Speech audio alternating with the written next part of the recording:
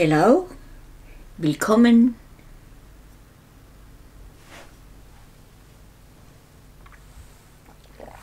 auf der Märcheninsel und weil Fasching ist, mit einem Glas Wein.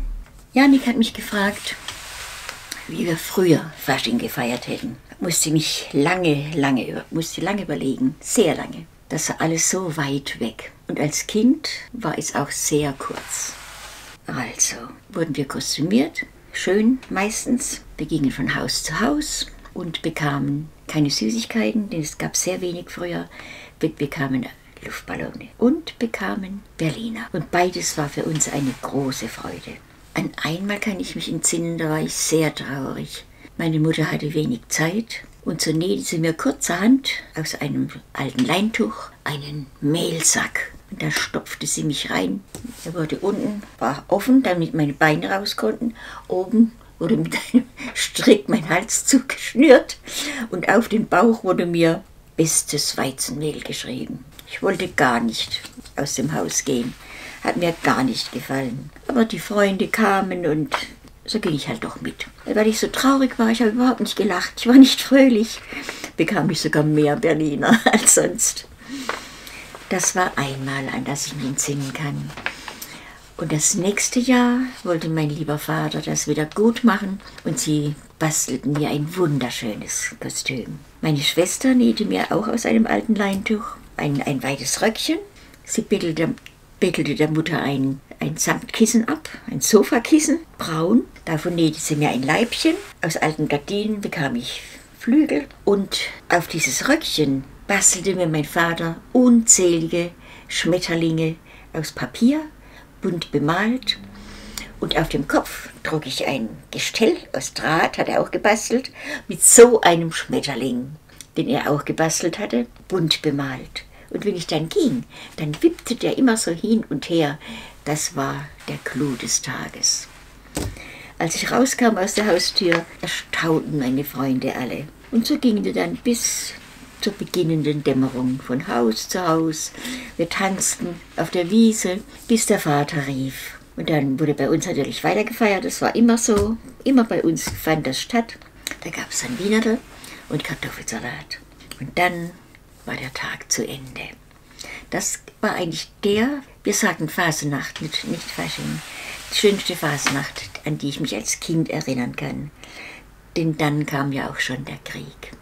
Und im Krieg gab es natürlich keine Fasnacht. Dann kam eine lange Pause. Ich war erwachsen, verheiratet, hatte schon meine 2 kleinen Buben und wir waren nach Augsburg verzogen. Und da luden uns Freunde nach Schwabing ein, in das Künstlerviertel. Das war wirklich ein rauschendes Fest. Wir lernten wahnsinnig viele interessante Menschen kennen. Es gab guten Burgunderwein.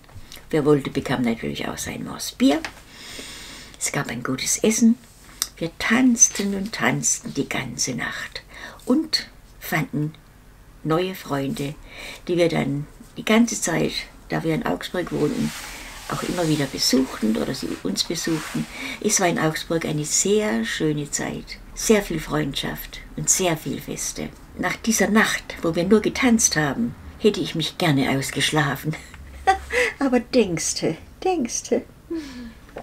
Die kleinen Buben weckten uns in aller Frühe. Du hast uns ein Kinderfest versprochen, hatte ich ganz vergessen. Zum Glück hatte ich immer Vorräte an Gebäck und auch Süßigkeiten.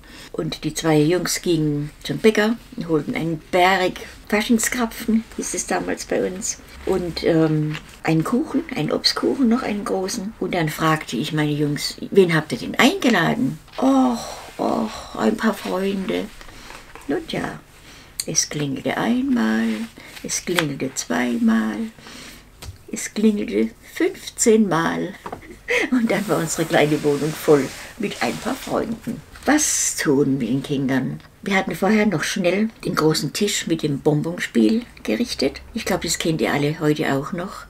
Da legt man viele Bonbons, ist immer so in Reihen, in Rundungen.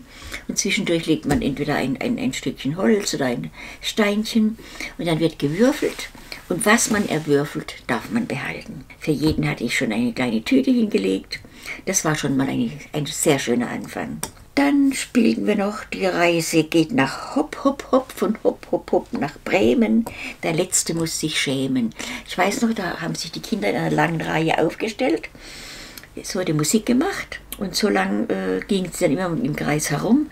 Aber warum der Letzte sich schämen musste, das weiß ich leider Gottes nicht mehr.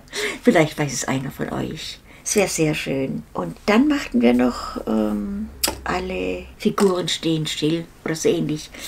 Da tanzen die Kinder auch herum, machten Grimassen, komische Verrenkungen. Und wenn die Musik aus war, rupp, müssten sie so stehen bleiben, wie sie gerade standen. Das gab ein Gelächter und ein Geschrei. Es war ein Lärm und eine Freude. Dann ging der Nachmittag langsam zu Ende. Es gab noch eine große Schüssel voll Kartoffelsalat und ein Berg Wiener. Da hauten sie noch mal so richtig rein und aßen sich satt. Und dann gingen sie, verabschiedeten sich und sagten, so ein schönes Faschingsfest haben wir noch nie gefeiert. Und das haben wir gemacht, solange wir in Augsburg waren. Kam noch ein Faschingsfest? Was kam denn noch? Ach ja, wir zogen ja wieder zurück nach Karlsruhe in unsere Heimat. Wir sind insgesamt 8-mal umgezogen in unserem Leben. Und da nahmen wir auch unser Mitbringsel mit, unseren kleinen A nach B, der in Augsburg geboren war unser Mitbringsel in die Heimat. Und der hat natürlich dann bei Fasching auch Feste mitgefeiert, sobald er gehen konnte. Ja, er konnte schon gehen, er war dann 3 Jahre alt, ja. Und da wir meine Schwester immer noch so liebevoll nähte, hatten die Kinder immer wunderbare Kostüme an. Ich werde demnächst mal wieder alte Fotos auskramen und euch, kann man das im Nachhinein noch machen, Jannik? Und euch im Nachhinein noch ein paar Bilder von den damaligen Fasnacht in Mühlburg zeigen. So, das waren eigentlich so diese Fasnachtszeiten. Umzüge waren natürlich noch in Karlsruhe. Da standen wir dann auch immer dabei und riefen Hello und schauten einen schönen Wagen zu. Und hier in Ettlingen kommt immer montags, Rosenmontag, ein Umzug direkt am Haus vorbei. Ich trinke nochmal einen Schluck auf euch alle. Feiert schön, lebt jeden Tag.